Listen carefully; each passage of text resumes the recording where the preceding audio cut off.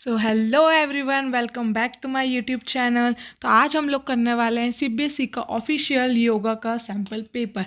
तो हम लोगों ने कल सारी चीज़ें कवर कर ली थी जो जो भी आपके सिलेबस में आने वाला है, ठीक है। और जैसा कि आपका कल एग्ज़ाम भी है, तो आज हम लोग करेंगे सैम्पल पेपर। हम लोग देखेंगे कैसे कैसे क्वेश्चंस फ्रेम हो सकते हैं। ओके, सो हम लोग स्टार्ट करते हैं ना। हमारा पहला क्वेश्चन है कि your brother is hard working and organised, which personality trait he exhibit. अब देखो वो हार्ड वर्किंग ऑर्गेनाइज्ड सबसे पहले एलिमिनेट करो, कौन कौन सा नहीं हो सकते। अगर आपको पता है कि वो हो सकता है तो वो डायरेक्ट उस पर क्लिक करो, लेकिन पहले देखो एक्स्ट्रा वर्जन तो हो नहीं सकता, वो तो फ्रेंडली नेचर का होता है। कॉन्शियसनेस यहाँ का इसका आंसर है, लेकिन हम लोग दूसरे भी पहले देख लेते हैं।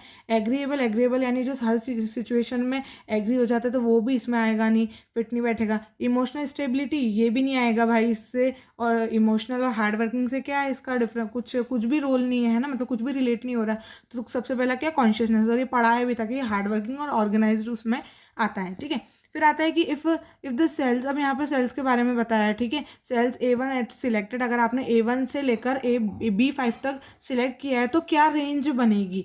तो ये तो हो नहीं सकती, ये भी नहीं हो सकती। मैंने आपको बताया था ना कि सेल एड्रेस हम लोग फॉर्मूला फ्रेम करते तो कैसा बनता है, A1 A2, आप ऐसे इक्वल्स टू करके करते हो ना, तो ये वाला ही बनेगा। ये वाला तो हम लोगों ने देखा ही नहीं था, है ना।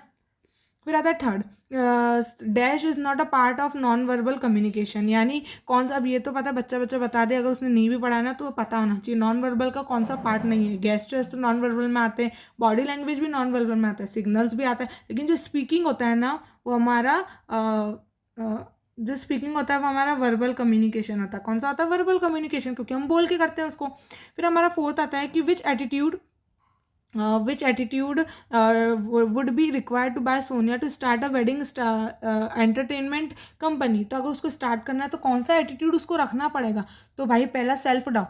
भाई सेल्फ डाउट कैसे, अगर वो सेल्फ डाउट रखेगी तो वो क्या, वो खोल पाएगी क्या, स्टार्ट कर पाएगी उसकी वो वाली कंपनी, नहीं, ये भी नहीं हो सकता। बी फियर ऑफ फेलर, तो ये भी नहीं हो सकता भाई, अगर उसको डर रहेगा तो वो सक्सेस नहीं हो पाएगी। Lack of skilled manpower, अगर उसके पास पावर ही नहीं है, मतलब स्किल्ड लेबर, मतलब वो नहीं है, स्किल ही नहीं है, तो वो कैसे करेगी। फिर ये तो उसने बैरियर्स बता दिए, ठीक है, हम लोगों ने बैरियर्स भी पढ़े, ये तो उसने बैरियर्स बता दिए, यानी कि मतलब बैरियर्स यानी वो बता दिया कि क्या क्या चीज़ें लोगों को होती हैं जो वो बिजनेस खोलते हैं ना। फिर सेट, हाँ, उसने डी वाला बताया कि भाई willingness to take the leave, यानी विलिंगनेस, अंदर से इच्छा होती है कि नहीं मेरे को तो ये करके दिखाना, तो ये वो वाली चीज़, तो हाँ ये वाला एटीट्यूड उसमें होना चाहिए, है ना। फिर आता है फिफ्थ, तो eco friendly, environmental friendly, may to dispose and recycle the laptops mobile phone. अब देखो ये मैंने आपको बताया, सबसे पहले तो आप पूरा क्वेश्चन पढ़ना, ठीक है। अब इसमें बोला है कि जो लैपटॉप्स मोबाइल फोन्स, अब मैंने आपको बताया था कि बहुत सारे वेस्ट बताए थे, टाइप ऑफ वेस्ट, उसमें हम लोगों ने देखा था कि कौन कौन सा वेस्ट हो सकता है। तो देखो मैंने आपको बताया था कि अगर इलेक्ट्रॉनिक्स का मतलब टेक्नोलॉजीज का वेस्ट आ रहा है जैसे लैपटॉप वगैरह, तो वो कौन सा होगा, तो वो मैंने बताया था ई वेस्ट मैनेजमेंट, ई वेस्ट, तो आप उससे ही याद कर सकते हो ना, ई यानी इलेक्ट्रॉनिक्स, उससे ही समझ आ रहा है, तो ये वाला इसका करेक्ट आंसर है। फिर सिक्स्थ है हमारा कि a person suffering from narcissistic personality disorder may exhibit the symptoms of, तो कौन सा सिम्टम्स को देखने को मिलेंगे, तो कौन सा मिलेगा, एग्जरेटिंग हिज ओन अचीवमेंट, डिसअटैचमेंट भी नहीं होगा, डिफरेंसेस भी नहीं आएंगे, एक्सट्रीम परफेक्टनेशियज्म तो होगा ही नहीं, ठीक है। फिर सी इम्पल्सिव एक्शन, ये हो सकता है या ये हो सकता है, सी या डी में से कंफ्यूज थे तो, लेकिन इसका आंसर है डी। फिर आता है फिर आता है कि excess accumulation of body fat, अगर आप ज़्यादा बॉडी फैट यानी आप ज़्यादा मोटे हो रहे हो तो उसको हम लोग क्या बोलते हैं, अस्थमा तो होगा नहीं, लोअर बैक पेन भी नहीं होगा, अरिथ्रिस्टिक भी नहीं होगा। अरिथ्रिस्टिक्स क्या होता है पता है, इसमें आपको मैं कॉन्सेप्ट भी क्लियर कर देती हूँ। ये वो होता है इन्फ्लेमेशन ऑफ जॉइंट्स, यानी अगर जॉइंट्स का पेन आ जाता है या फिर उसमें स्वेलिंग आ जाती है, स्टिफनेस आ जाती है ना, तो ये वो होता है। तो मेरा आंसर यहाँ पर क्या है, obesity is are correct answer. हमारे नेक्स्ट पे आते हैं, dash is the blinking glazing of flame, it improve the eyesight. तो हम लोगों ने सारे क्रियास पढ़े हुए हैं, क्या है अगर आपको याद हो तो ये तो आप बिना उसके ही बोल सकते हो कि नहीं भाई इसका आंसर है त्राटका, ठीक है। फिर आएगा पूरक, रेचक, कुंभक आर द स्टेप्स ऑफ, ये किसकी स्टेप्स है, ये भी मैंने बताया था कि ये किसकी स्टेप्स है, तो ये कपाल भारती की भी नहीं है, मेडिटेशन की भी नहीं है, बंध की भी नहीं है, ये प्राणायाम की स्टेप्स हैं, ओके। फिर आता है next, what are the characteristics of rajasic diet, या ये मैंने आपको बताया था, राजसिक डाइट यानी आप ऐसे याद कर सकते हो कि राजाओं को खाना वो क्या क्या खाते होंगे, यानी उसमें स्पाइसेस एंड ऑल आता होगा। तो क्या टेस्टी और फुलफिलिंग फॉर हार्ट फ्रूट है? हाँ, ये हो सकता है क्योंकि उसमें डिशेस वगैरह होती है तो वो टेस्टी हो सकता है, लेकिन हमें अब दूसरा भी पढ़ते हैं, बिटर सॉर और पंगमेंट। हाँ, वो बीटर भी था, बुक के अगर लैंग्वेज से देखें तो बीटर सॉर था, ठीक है। नॉट कम्प्लीटली कुक्ड और नो टेस्ट, ये तो हो ही नहीं सकता, नन ऑफ द अबव, ये भी नहीं हो सकता। लेकिन हमारा आंसर क्या है? बिटर सॉर, क्योंकि हमने बुक में यही सेम वर्ड्स राजसिक में देखे थे, यही होगा, ठीक है। फिर आता है fifth, the main objective of first aid are. First aid के क्या मेन ऑब्जेक्टिव है? तो पहला, minimise the pain of patient, यानी जो पेन है मतलब उसका ऑब्जेक्टिव क्या है, यानी क्या उसका पेशेंट का पेन कम करना। सेकेंड है उसकी लाइफ बचाना। थर्ड है प्रिवेंट वर्सनिंग ऑफ कंडीशन, और डी है ऑल ऑफ द अबव। तो भाई फर्स्ट एड क्या, ये तो सारे ही लग रहे हैं, उसका पेन वो हटाएगा, है ना, उसके सेव मतलब उसकी लाइफ फर्स्ट एड से सेव होगा, है ना, ये तो सारे ही हैं। और यह लोग हमने पढ़े भी थे कि फर्स्ट एड क्या क्या करता है। फिर आता है अरिथ्रिस्टिक्स इज कैरेक्टरिस्टिक बाय, यानी मैंने अभी आपको बताया कि अरिथ्रिस्टिक क्या होता है, जो स्टिफनेस आ जाती है, स्वेलिंग आ जाती है। तो यहाँ पर देखते हैं क्या हो सकता है हमारा आंसर।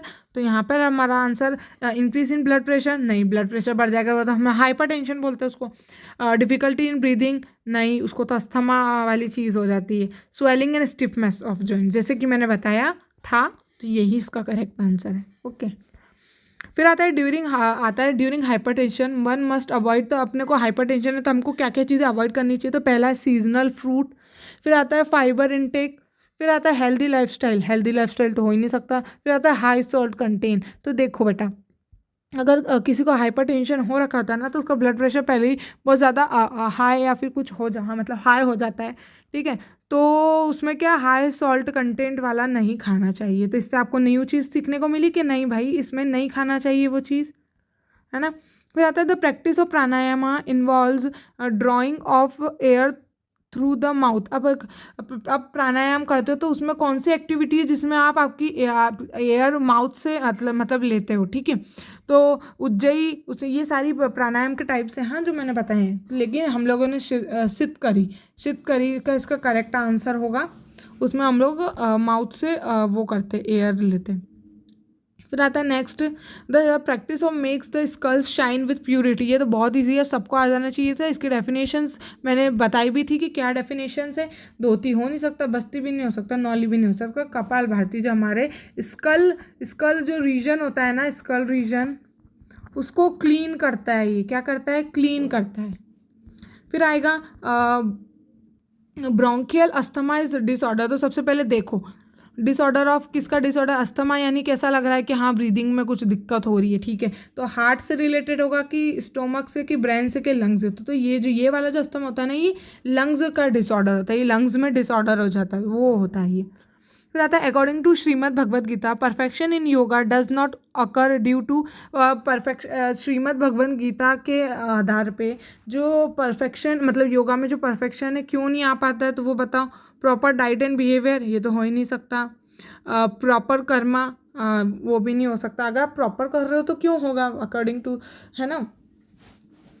फिर आता है डी, टैक्टिकल फंक्शन। जैसे कि अगर आपको इसका आंसर नहीं आ रहा, आपको मतलब नहीं पता, तो आप पहले उस एलिमिनेट कर लो, ये नहीं हो सकता, ये नहीं हो सकता, हाँ ये लग रहा है, तो फिर उस पर आप टिक कर सकते हो, है ना। फिर आता है द एप्रोप्रिएट। देखो, जो नहीं आया ना, जो नहीं आया तो उस पर भगवान का नाम लेके तुक्का लगा देना, ठीक है। पहले तो पढ़ना क्वेश्चन कि आपको आ रहा है कि नहीं आ रहा है ना। फिर आता है the appropriate dress from for yoga आसन प्रैक्टिस शुड बी। तो कौन सी एप्रोप्रिएट, मतलब कौन सी ड्रेस हमको योगा के लिए परफॉर्म कर रहे हो तो क्या पहनना चाहिए? अब फिटेड जीन्स, क्या आप फिटेड जीन्स पहनोगे? नहीं, योगा तो उसमें हमने नहीं देखा। हाई प्राइस का कॉस्ट्यूम, क्या ऐसा कॉस्ट्यूम हाई प्राइस वाला वो पहन के जाओगे? नहीं भाई, योगा ही करना है। फिर स्ट्रेस्ड एंड कंफर्टेबल वियर, हाँ ये हो सकता है। फिर आता है ब्रांडेड क्लॉथ्स, क्या आप ब्रांडेड क्लॉथ्स पहन के आओगे कि नहीं? तो कौन सा योगा में पहनना चाहिए? जो स्ट्रेचेबल क्लॉथ्स हैं, जिसमें हमको कंफर्टेबल फील हो रहा है, वो सारी चीज़, जिसमें हम अच्छे से मूवमेंट कर सकते हैं, है ना। फिर नेक्स्ट आता है कैन क्रॉस क्रोनिक स्ट्रेस। अब क्रोनिक स्ट्रेस क्या क्या कॉज कर सकता है? तो डेथ ऑफ नियर वन, हाँ क्रोनिक स्ट्रेस में ही आता है। प्रोलॉन्ग्ड इलनेस भी आती है। फिर सक्सेसिव फेलियर्स इन अचीवमेंट, तो फेल हो जाते हैं, यानी किसी की नियर वन की डेथ हो जाती है, तो उससे हमको क्या होता है, क्रॉनिक स्ट्रेस होता है। ठीक है, ये आपको नया पॉइंट, यानी इससे आप सीख सकते हो, मतलब इससे आप याद कर लो नया कॉन्सेप्ट कि क्रॉनिक स्ट्रेस क्या है। तो death of near one, prolonged illness, फिर आता सक्सेसिव फेलियर्स इन अचीवमेंट्स, मतलब फेल हो जाना, अचीवमेंट नहीं मिलना, तो ये ऑल ऑफ द ये होता है हमारा क्रॉनिक स्ट्रेस, है ना। फिर आता है हाँ, Ravi wishes to strengthen his immunity, उसको रवि को अपनी इम्यूनिटी बढ़ानी है। What changes would you suggest from him lifestyle, तो आप क्या सजेशन करोगे कि आप क्या चीज़ें करो, क्या चेंजेस लाओ। स्लीप एक्सेसिवली, क्या उसको ज़्यादा सोना चाहिए, तो नहीं। ओवर ईट करना चाहिए, नहीं, बिल्कुल भी नहीं, उससे तो आप और वो हो जाओगे, मोटे हो जाओगे, है ना। स्टे एक्सर्टेड, ये भी नहीं होने वाला। ईट इन टेंडम, यानी मतलब लिमिट का खाओ ना भाई, है ना। ऐसे ज़्यादा भी नहीं कि नहीं इम्यूनिटी करने तो ज़्यादा खा लो, ऐसा भी नहीं। आप मोटे हो जाओगे, ओबेसिटी हो जाएगी, स्टेमिना कम हो जाएगा, इम्यूनिटी वैसे की वैसे ही कम हो जाएगी, आप दौड़ नहीं पाओगे, आपके पास स्टेमिना ही नहीं बचेगा। रहता है group process like cooperation, competition, friendship, sympathy, communication है, अब ये काय में आता है। तो फिजिकल हेल्थ नहीं, फिजिकल हेल्थ में तो भैया हमारी पर्सनैलिटी का बताते हैं। मेंटल हेल्थ नहीं, मेंटल हेल्थ में तो हमारे दिमाग की क्या हालत है उसके बारे में बताते हैं। फिर सी, सोशल हेल्थ यानी वही सोशल हेल्थ, यानी सोशल मतलब कैसे आप अदर से इंटरेक्ट कर रहे हो, कैसे क्या कर रहे हो, तो ये हमारा स्पिरिचुअल, तो वो भगवान से रिलेटेड आ जाता है, गॉड से रिलेटेड। तो हमारा आंसर है सी। फिर आता है next, what symptoms indicates that one mental wellbeing could be affected, क्या इंडिकेट्स करता है कि उसकी मेंटल हेल्थ को वो अफेक्ट करेगा। तो पहला lack of enthusiasm, depression, false perception, फिर नेक्स्ट हमारा ऑल ऑफ द अबाउ। तो भाई क्या क्या चीज़ें उसकी मेंटल हेल्थ को वो करेगी, इतना फर्स्ट भी हाँ लैक ऑफ इंथुसियाज्म होगा, अगर डिप्रेशन है उसको तो भी उसको अफेक्ट करेगा। फॉल्स परसेप्शन, यानी अगर वो गलत परसेप्शन बना के रख रहा है, गलत चीज़ें, मतलब कोई कुछ और बोल रहा है और वो सोच कुछ और रहा है कि नहीं उसने तो ऐसा बोला मुझे, तो ये गलत परसेप्शन बना रहा है, तो ये ऑल ऑफ द अबाउ उसका आंसर है। और हाँ मेन CPR का देखो, CPR सबको पता तो होता है, लेकिन लोग है ना उसका फुल फॉर्म याद करना भूल जाते हैं, तो उसके देखो कंफ्यूज करने के लिए बहुत सारे दे रखे हैं, सेम दे रखे हैं पर बहुत सारे, तो आपको आना चाहिए कार्डियो पल्मोनरी रेसुसिएशन। ठीक है, क्या कार्डियो पल्मोनरी रेसुसिएशन।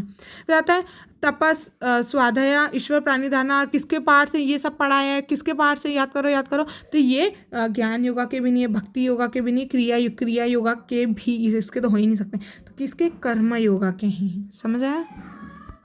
फिर आता है this asana is not helpful in the management of asthma. अब कौन सा आसना अस्थमा को मैनेज करने के लिए बिल्कुल हेल्पफुल नहीं है, तो हम लोग देख लेते हैं। उस शीर्षासना, उस्त्रासना, भुजंगासन, मत्स्यासन। तो देखो इसका अपने को ज़्यादा अपन को जैसे आसन याद हो नहीं पाते हैं ना, तो इससे अपने को नया मिला कि हाँ भाई अस्थमा को ये शीर्षासन करने से हम अस्थमा क्योर नहीं कर सकते हैं। ठीक है, फिर आता है अकॉर्डिंग टू भगवद गीता समात्वम योगा उच्चयते मीन्स, इसका मतलब क्या है, तो इसका मतलब क्या है, इक्वानिमिटी यानी सबको, इक्वानिमिटी ऑफ माइंड। ठीक है, इसका आंसर क्या है, इक्वानिमिटी ऑफ माइंड, यानी सबको अच्छे से ट्रीट करो, आपका जो पेन है, आपकी जो ग्रीड है, प्लेजर है, सबको अच्छे से ट्रीट करना चाहिए हमको, एक जैसा, मतलब इक्वल ट्रीट करो, मतलब अच्छे से ट्रीट करो ना, ऐसा, ताकि और ये अपन अगर इसको प्रैक्टिस करते हैं तो ये क्या करता है, हमारे जितना भी फियर ऑफ डेथ, हमको मरने का जो डर लगा हुआ होता है, डिसीज़ का डर, वो सब हटा देता है, और ये हमारी डिसीज़ को हटा देता है। डिसीज़ कैसी, जैसे जेलसी हो गई, हेट्रेड हो गया, ये सारी चीज़ें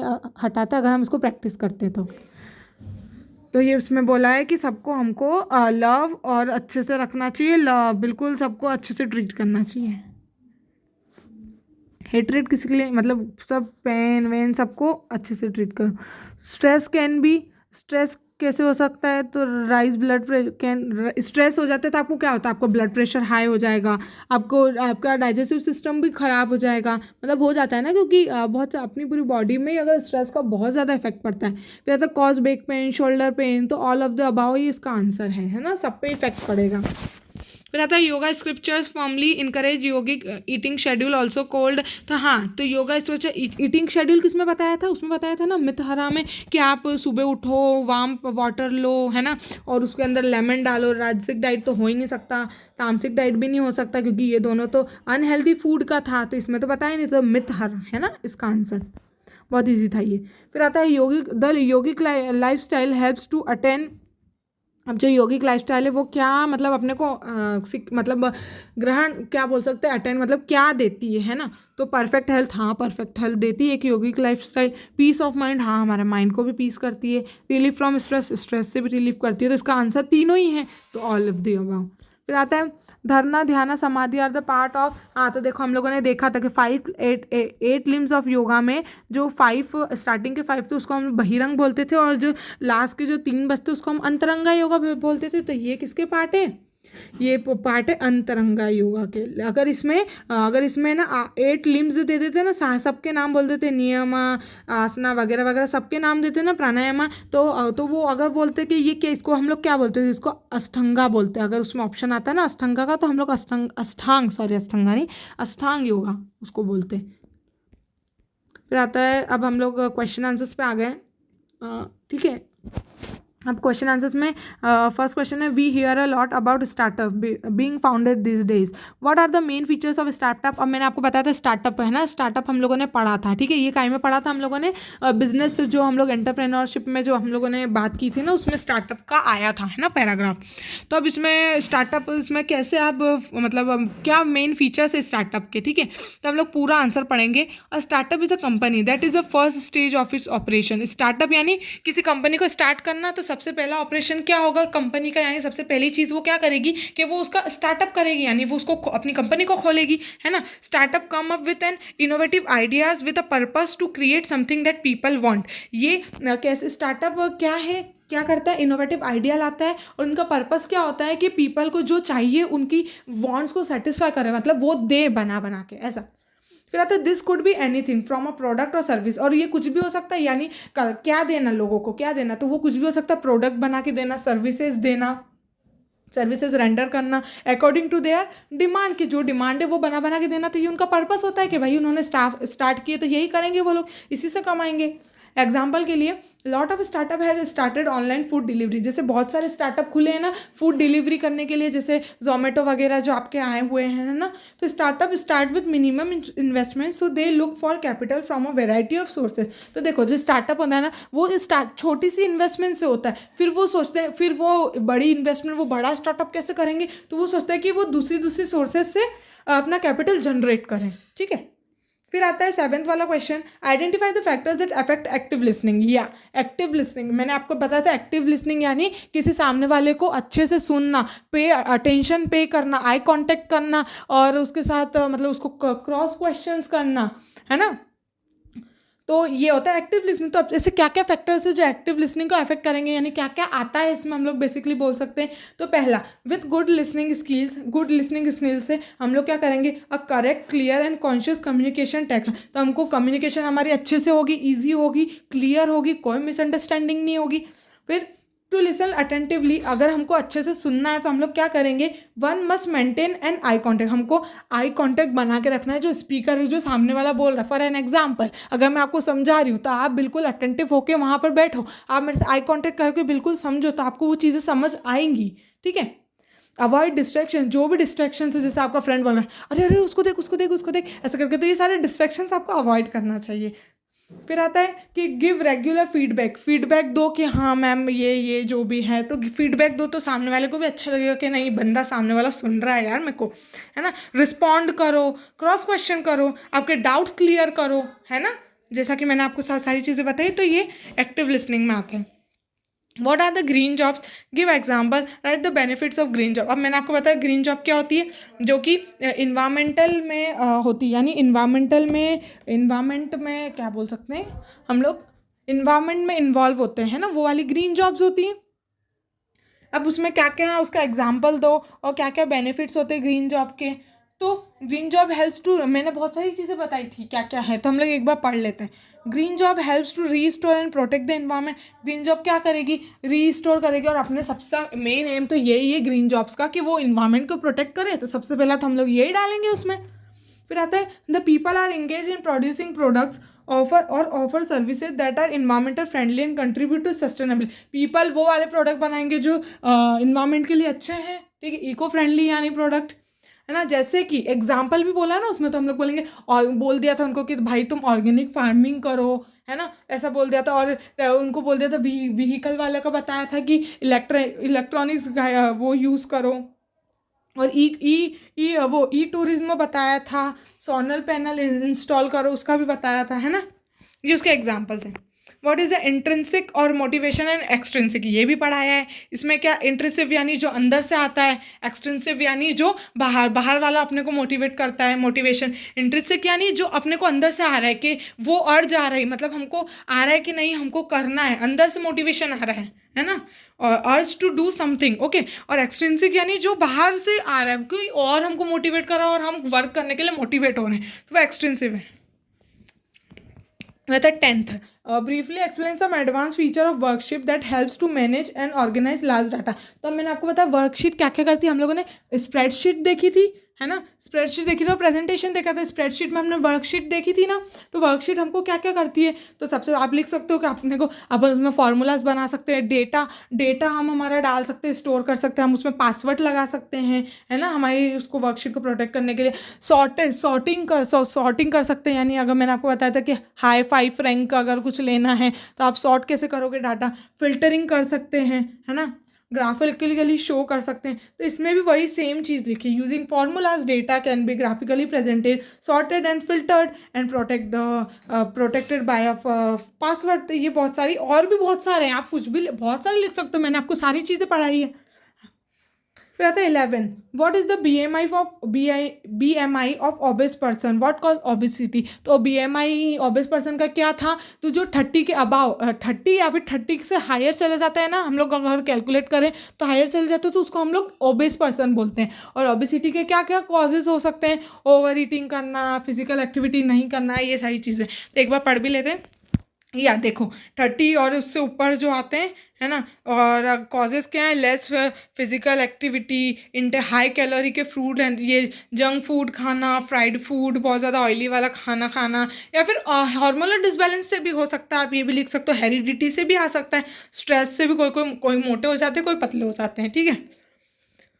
और ज़्यादा मीठे खा, सबसे ज़्यादा किसी को मोटा होना है तो वो मीठा खाओ, स्वीट्स, उससे बहुत ज़्यादा मोटे होता है आदमी। शुगर, है ना, एंग्जाइटी, लोनलीनेस, ये सारी चीज़ें हैं, है ना। फिर आता है 12th, what precaution should be taken by a person while exercising if he is facing lower back pain. तो कौन से प्रिकॉशंस उसको लेने चाहिए अगर उसको बैक पेन है, ठीक है। अगर किसी इंसान को बैक पेन है तो हम लोग क्या क्या प्रिकॉशंस ले सकते हैं। तो practice low impact exercise for lower back pain, वो वाली प्रैक्टिस करो जिसपे लोअर बैक पेन पे ज़्यादा इम्पैक्ट नहीं पड़े, ज़्यादा उसमें मतलब ज़्यादा क्या बोल सकते हैं, उस पर लोड ना आए। तो पहला, do not learn forward and balance feet formally. फिर है sit on chair with back rested using support, यानी बैठो मतलब और क्या है, stretch the muscle gently, do not lift high heavy object, follow the instructor advice, avoid stress. सबसे पहले स्ट्रेस अवॉइड करो, है ना। इंस्ट्रक्टर मतलब आपके जो इंस्ट्रक्टर्स हैं उनसे एडवाइस लो कि नहीं मेरे को ऐसा हो रहा है तो मेरे को क्या करना चाहिए, और हैवी ऑब्जेक्ट्स नहीं उठाने चाहिए। मसल्स को जेंटली मतलब उसकी स्ट्रेच करो, धीरे धीरे करो। आप बैठे हो कहीं पे चेयर पे तो पीछे कुछ सपोर्ट लगा के बैठो, है ना। तो ये सारी चीज़ें हम लोगों को करना चाहिए। Right the names of any 2 asanas done in the following position. Standing position में हम लोग कौन सा आसन करते हैं, तो स्टैंडिंग में तो कोई सा भी लिख सकते हैं, हाँ, ताड़ आसन लिख दो, वृक्षासन, त्रिकोण आसन, बहुत सारे आसन है ना। फिर आता है सिटिंग में, आप क्या लिखोगे, सिटिंग में यानी जो बैठ के किए जाते हैं, मंडूक। और इसमें आसन पूछे, प्राणायाम मत लिख के आना, इसमें आसन पूछें, ठीक है। बहुत सारे बच्चे प्राणायाम लिख के आ जाते हैं, है ना, सिटिंग में। तो इसमें आएगा वज्रासन, उस्त्रासन, मंडूक आसन, है ना। फिर आता है सुपाइन, और फिर आता है प्रोन भी बोलते हैं और उसको प्रोलाइन भी बोलते हैं, ठीक है। अब जो सुपाइन होता है ना, उसमें सुपाइन यानी जो सीधे लेट के आसन होते हैं, और प्रोलाइन यानी जो उल्टे लेट के आसन होते हैं, ठीक है। तो सुपाइन में हम देख लो, हम लोग सीधे लेट के कौन कौन से आसन करते हैं, तो हल आसन करते हैं, सेतु बंध आसन करते हैं, पवन मुक्त आसन करते हैं। और प्रोलाइन यानी प्रोन वाले तो भुजंग आसन, उसमें हम लोग उल्टा लेट के करते हैं, शलभ आसन, मकर आसन, ये सारे आसन कर सकते हैं आप। आपके दूसरे आपको अगर आपको याद है तो आप वो भी लिखो, है ना। लेकिन इसमें 3 ही बोले तो 3 ही करना है, ज़्यादा एक्स्ट्रा हम लोग नहीं लिखेंगे। फिर आता है एक सिम्टम्स क्या है गुड स्ट्रेस और बैड स्ट्रेस के। तो गुड स्ट्रेस वो जो गुड स्ट्रेस कैसा होता है, बैड स्ट्रेस कैसा होता है? मैम गुड स्ट्रेस भी होता है, तो बोले हाँ। जो गुड स्ट्रेस कैसे आता है? Higher performance, motivation, more energy, excitement, happiness, positive thinking, ये उसके सिम्टम्स होते हैं। यानी अगर आपको स्ट्रेस हो रहा है, फिर अगर मोटिवेशन आया, जैसे अच्छा परफॉर्मेंस किया आपने, ठीक है, हैप्पीनेस, पॉजिटिव, ये सारी चीज़ें हमारी गुड स्ट्रेस में आती है। यानी वही सारी चीज़ें जो हम लोगों को खुश रखती हैं वो गुड स्ट्रेस है। बैड स्ट्रेस यानी जो टेंशन हो जाता है, एंग्जाइटी, पजल्ड, है ना, स्लीपनेस, अच्छे से नहीं होना, मेंटली डिस्टर्ब हो जाना, यानी इल हो जाना, वो बैड स्ट्रेस है। फिर आता है नेम ऑफ सत्कर्मास, write any 2 benefits of neti. अब सत्कर्मास आपको पता है ना, सत्कर्मास 7 टाइप के थे, तो नेम द सत्कर्मा, तो आपको सत्कर्मा लिख देना है कि त्राटक, कपालभाति, धोती, नेति, बस्ती, नौली, है ना। अब नेति के बारे में उसके 2 बेनिफिट्स लिखने हैं ना। तो नेति क्या करते हैं, यानी नेति मतलब यानी अपन जो नस्ल, अपनी जो नोज़ है उसको कैसे क्लीन करते हैं, तो वो आपको मैंने बताया था। वो एक्सेस जो आपका म्यूकस होगा, जो भी सारी इम्प्योरिटीज़ होगी वो हटा देगा। आपको जो कोल्ड कफ जो हो जाता है ना, उसको उससे प्रिवेंट करेगा। आपका जो हेडेक और माइग्रेन है उसको हटाएगा। अगर आप डेली प्रैक्टिस कर रहे हो ना, तो आपको ये सारी, अगर ये करने से आप ये सारी चीज़ें हटा सकते हो। फिर आता है Jagrit is allergic to dust, has been diagnose with an disease of respiratory system, उसको एक रेस्पिरेटरी सिस्टम की डिसीज हो गई है। His airways have got narrowed and obstructive, identify the illness and the related symptoms. यानी उसको सांस नहीं आ रही, तो आपको क्या, अपने क्या बोला था, अस्थमा ही हो जाता है ना, जिससे ब्रीथ आने में वो हो जाता है। तो जगत is suffering from bronchial asthma, ये कौन सा वाला अस्थमा है? ब्रोंकियल अस्थमा, ठीक है। सिम्टम्स इसके क्या हो सकते हैं? डिफ़िकल्टी इन ब्रीदिंग, डिफ़िकल्टी होना ब्रीदिंग में, है ना। फिर आता है कि कॉन्स्टेंटली व्हीजिंग एंड कफ ज़्यादा रहता है, टाइट, अपने जो चेस्ट है उसमें टाइटनेस फील होती है, डिस्कम्फर्ट हो जाता है चेस्ट में, मतलब दिखता है ना। फिर आता है हमारा, और हाँ ये ऊपर पढ़ लेना हाँ, कि आंसर एनी 3, आंसर एनी 2 वगैरह वगैरह। फिर आता है 17, in a routine medical investigation it was reported the Shivam systolic BP 140 आया उसका बीपी, है ना, और बीपी 90। तो देखो, तो उसको कौन सी प्रॉब्लम है? तो यहाँ पर बीपी हाई भी हो रहा है, लो भी हो रहा है ना। तो क्या होगा इसको? तो इसको क्या होगा, ये हाइपरटेंशन से हो रहा है, क्योंकि इसका हाई बीपी भी हो रहा है, लो भी हो रहा है ना, हाई हो रहा है, तो ये हाइपरटेंशन की इससे हो रहा है। और इसमें कौन सी डायरेक्टरी योगिक ट्रीटमेंट हमको लेना चाहिए?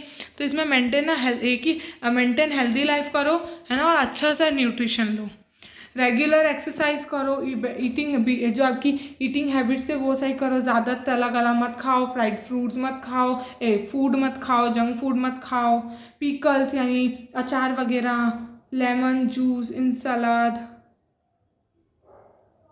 है ना, और लेमन जूस लो, है ना। टेक फूड फाइब्रस फूड लो जिसमें न्यूट्रिशन है ना, और वो वाला लो जिसमें सॉल्ट कम हो, है ना। फ्रूट्स खाओ, ग्रीन लीफी वेजिटेबल्स खाओ, है ना। और इसमें क्या क्या पूछा है?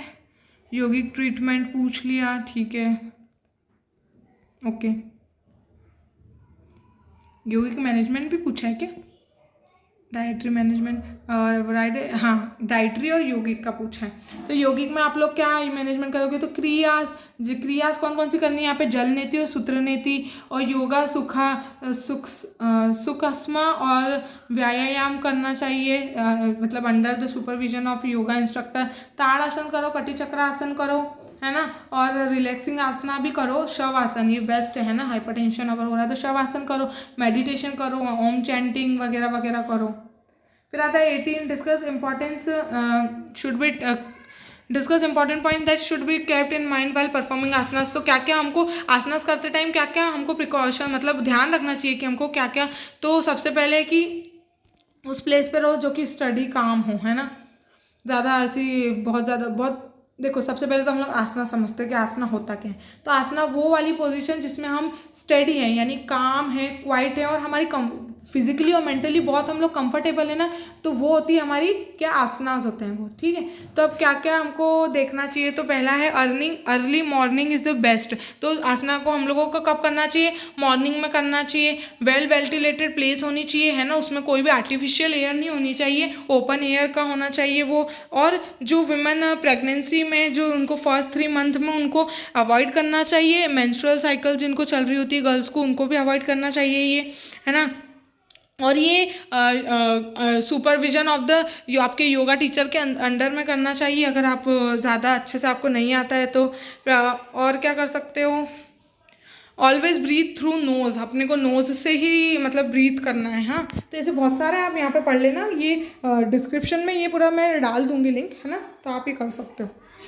योगा मीन्स इक्वानिमिटी, यानी राइट एंड नोट, मैंने अभी आपको ऊपर बताया था इक्वानिमिटी क्या, तो किसने बोला, ये समतव योगा उच्चते ने, उन्होंने बोला था कि भगवत गीता में कि जो इक्वानिमिटी है ना, हमको उसको हमेशा, एक बार इसको पूरा पढ़ लेते हैं, ठीक है। Arjun are length in the Bhagavad Gita, he explain that समातव is being able to maintain one's balance of mind. समातव यानी बैलेंस करना माइंड में, यानी maintain balance of mind of success and failure, यानी अगर आपको गेन लॉस सक्सेस हो रहा है तो आप कैसे, अगर आपको फेल हो रहे हो, अगर आपको सक्सेस मिल रही है तो आप माइंड को कैसे मेंटेन करके रखोगे, है ना।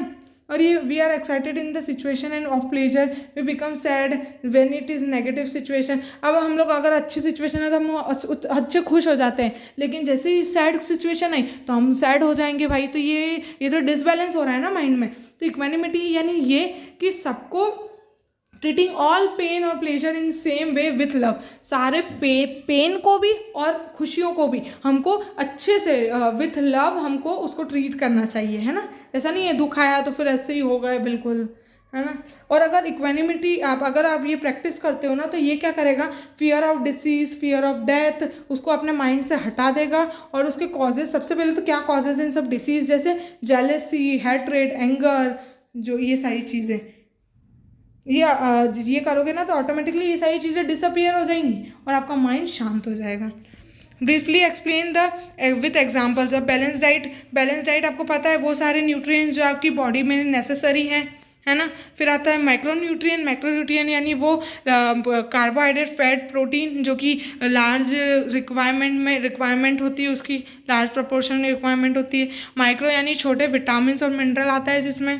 फिर इसमें पूछा पथ्य, अपथ्य क्या है, तो मैंने आपको बताया था अपथ्य यानी अनहेल्दी फूड जो होता है, जैसे सौर, बीटर वगैरह।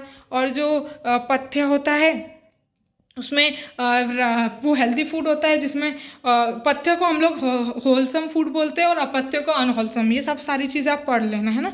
फिर आता है 5th, yoga is consider as an effective tool for development of personality of individual. तो कैसे इफेक्टिव टूल है, तो पहला योगा क्या करता है, फिजिकल डेवलपमेंट करता है हमारा। फिजिकल डेवलपमेंट यानी हमारी पर्सनैलिटी को अच्छा रखेगा। फिजिकल हम लोग का मतलब फिजिकल डेवलपमेंट यानी हमारी फ्लेक्सिबिलिटी हमारी बॉडी में लाएगा, हमारे मसल्स को फ्लेक्सिबल करेगा, है ना।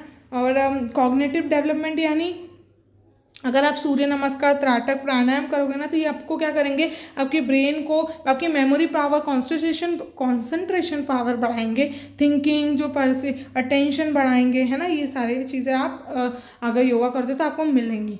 और इमोशनल डेवलपमेंट, अगर आप योगा फॉर इमोशनल डेवलपमेंट यानी stretching exercise, relaxation techniques and pranayama आप करोगे ना तो आप पॉजिटिव सोचोगे और आपकी जो एंग्जाइटी, स्ट्रेस, डिप्रेशन, रिग्रेशन है ना, इन सबको आप हटा सकते हो, कंट्रोल कर सकते हो। फिर योगा फॉर सोशल डेवलपमेंट के लिए योगा कौन कौन से, यामा, नियमा, प्रत्याहारा, ध्याना, अष्टांग योगा और ऑफ अष्टांग योगा, ये सारे अष्टांग योगा के ही हैं। Are the important tools of social, ये सारी चीज़ें करोगे तो आप सोशल डेवलपमेंट करोगे, ठीक है। ये क्या करेगा, आपके एटीट्यूड को चेंज करेगा, बिहेवियर को चेंज करेगा।